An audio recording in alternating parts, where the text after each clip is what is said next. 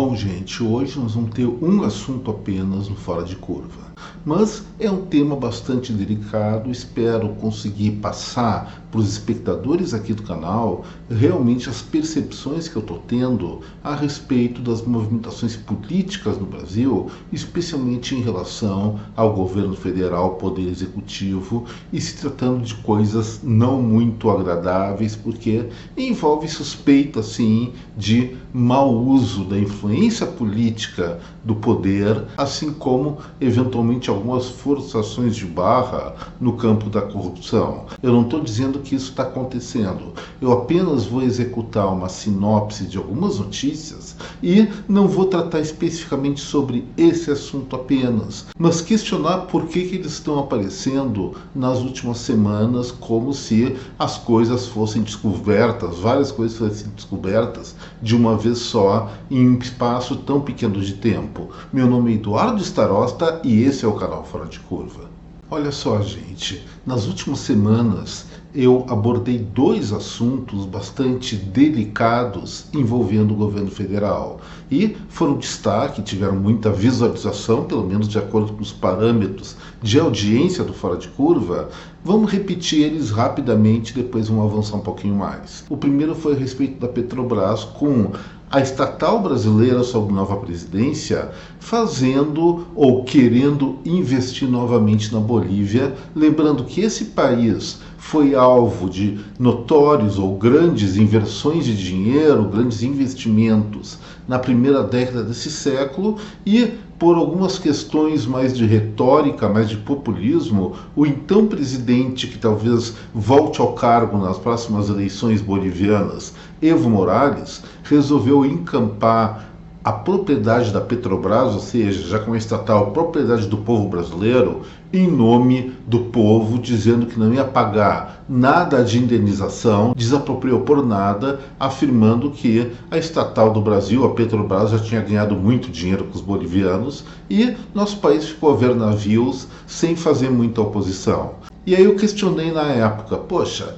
investir de novo num país como esse, ainda mais uma nação que está com esse mesmo grupo no poder que tirou anteriormente, há quase 20 anos atrás, na verdade 18, patrimônio brasileiro, seria algo bastante suspeito. E a segunda notícia, que também foi alvo do Fora de Curva algumas semanas atrás, disse respeito a pressões de ala do governo. A fonte é o colunista do Globo, Lauro Jardim.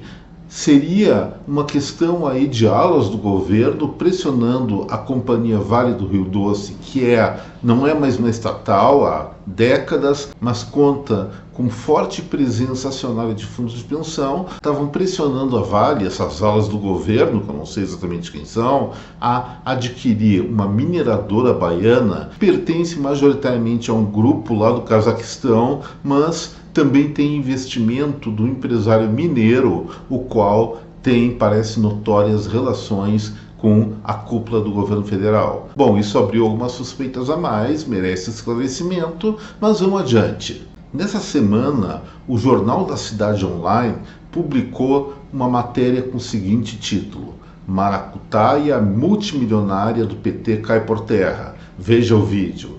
O vídeo fala alguma coisa acontecendo no Ministério das Comunicações, que havia contratado desde o início desse governo, se não me engano, 5 empresas sem licitação, com contratos da ordem de 2,8 bilhões de reais, e, segundo o que argumenta essa notícia, isso não seria uma coisa previsível, não seria algo legal, e, como diz a manchete, estaria sendo ligado ao termo maracutaia. Mas não para por aí a coisa, gente. Vamos um pouco mais adiante. A próxima notícia foi veiculada semana passada sobre gerentes da Caixa Federal que perderam o cargo de gerência após barrarem uma operação em torno de 500 milhões de reais que, segundo a reportagem do site Metrópolis, estava sim sendo pressionada pelo governo pela sua inviabilidade.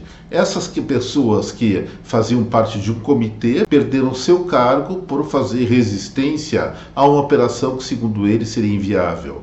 O que a reportagem deixa mais ou menos entendido é que esses funcionários da Caixa Federal estavam zelando pelo patrimônio do banco e por conta da sua dedicação para não botar R$500 bilhão, provavelmente no lixo, foram demitidos das posições que ocupavam. Depois saímos dessas empresas mais notórias. Uma notícia da revista Oeste coloca o seguinte: apreensões de cocaína despencam no Porto de Santos entre 2023 e 2024. Eles colocam uma estatística bastante interessante, mas nada alvissareira, que em 2020 foram apreendidos 20,5 toneladas da droga, 2021 caiu para 16,9, 2022 caiu um pouquinho, 16 toneladas, mas 2023 começou a despencar. Foram apenas 7 toneladas, menos da metade do ano anterior, e 2024 até julho, ou seja, 7 meses, foi apenas 1,6 toneladas. Isso, quem é responsável por essa apreensão, por essa investigação, é a aduana brasileira e Polícia Federal. Se está acontecendo isso, o que deixa a entender a reportagem é que ou a rota do tráfico está mudando do Porto de Santos para outro lugar, ou então estão fazendo meio que vista grossa para a entrada e saída de entorpecentes via Porto de Santos, o que evidentemente é muito grave.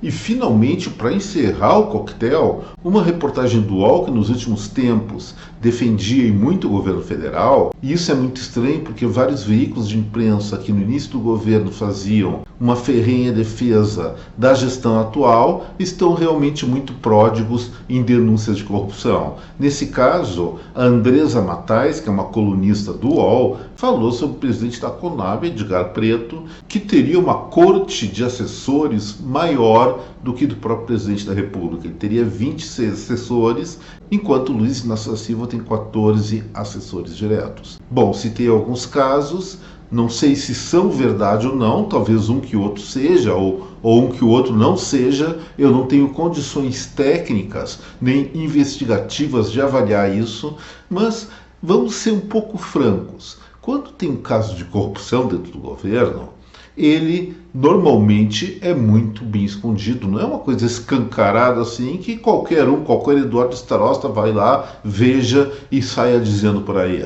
Não, as coisas são feitas de maneira discreta. Se isso está sendo divulgado, tantos casos assim, num espaço de tempo muito curto, eu estou falando de no máximo 2 semanas, é que está existindo alguma coisa meio estranha, além da questão da corrupção. Corrupção é simples. Se investiga, se tem culpa, se pune, se não tem culpa, segue adiante. Mas por que essa concentração de casos? Será que resolveram roubar de uma vez só no mesmo tempo?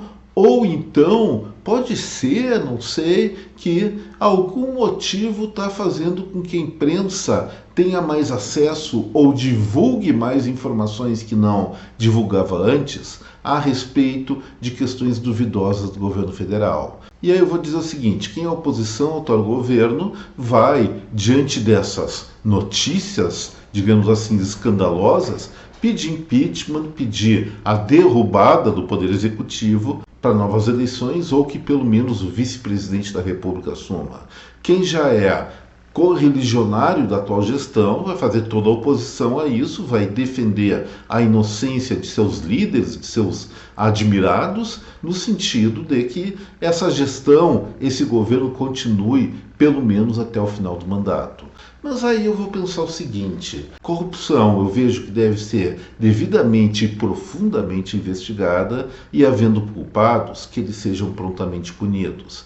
Mas usar desses argumentos, que talvez sejam sólidos, para administrar, diríamos assim, um cavalo de pau na atual história, na história contemporânea da política brasileira, seria algo de consequências gravíssimas no futuro, muito certamente. Minha opinião sobre essa questão: olha, vamos investigar, vamos apurar a realidade, mas preferencialmente, a não ser que seja uma coisa muito bem provada e escancarada, não fazer mudanças que coloquem em dúvida o processo democrático do país. Agora, em outubro, temos eleições para prefeito, daqui a 2 anos e meio teremos novas eleições presidenciais para governadores, deputados federais, senadores, enfim, todo aquele grupo, aquele trenzinho da alegria que a cada 4 anos se oscila no poder brasileiro, então o melhor mesmo, o preferível, é esperar para que essas datas mais democráticas façam com que a população brasileira decida o que é melhor para si. Olha, eu não estou passando pano para ninguém. Se forem encontrados realmente malfeitos generalizados, alguma coisa mais radical deve e provavelmente será feita. Mas não vão repetir o erro de pegar indícios não plenamente comprovados e fazer com que isso gere uma virada de mesa, porque se ocorrer isso, outras viradas de mesa ocorrerão, e mais outras, e o nosso país nunca vai sair da bagunça que está. Acima de tudo, a democracia, acima de tudo, a liberdade de expressão e, acima de tudo, um poder executivo, um poder judiciário e um poder legislativo independentes entre si, cada um cumprindo a sua função e fiscalizando o outro, mas de maneira legítima. De novo, não sei se essas notícias, uma ou todas elas, são verdade ou são mentira. Eu, pessoalmente, não tenho como avaliar isso. Se você tem, pode deixar alguma coisa nos comentários. Se for verdade, temos que pensar direitinho o que fazer com essa verdade no futuro. E se for mentira, tomara que seja mentira, vamos descaracterizar elas logo para que o nosso Brasil siga adiante dentro do sistema democrático. Já tivemos muitas viradas de mesa aqui no país com argumentos realmente duvidosos. O que eu tinha para falar hoje era isso. Espero que vocês tenham gostado desse vídeo e, se gostaram, não se esqueçam do like e do compartilhamento desta película com a sua rede de contatos. E aqueles que estão conhecendo Fora de Curva pela primeira vez, eu faço o convite para se inscrever no canal. Um forte abraço a cada um. Até breve. Tchau, gente.